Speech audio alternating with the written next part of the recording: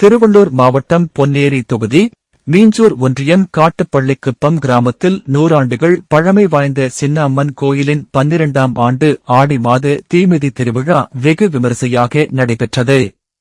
விழாவை முன்னிட்டு விரதம் இருந்த பெண்கள் முளைப்பாரி சுமந்தபடி ஊர்வலமாக வந்தனர்.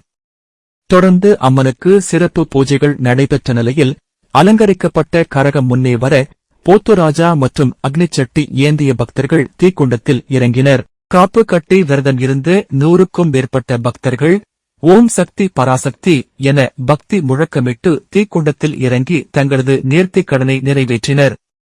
மேலும் காவடி எடுத்தும் பல்வேறு நேர்த்திக் கடன்களை செலுத்தியும் பக்தர்கள் வழிபட்டனர். விழாவை முன்னிட்டு கண்கவர் வான வேடிக்கையும் நடைபெற்றது. தொடர்ந்து சின்ன அம்மன் வீதியுலா வந்து பக்தர்களுக்கு அருள் பாலித்தார். கோவில் நிர்வாகிகள், ஊர் பொதுமக்கள் மற்றும் இளைஞர்கள் இணைந்து விழாவிற்கான ஏற்பாடுகளை சிறப்பாக செய்திருந்தனர்.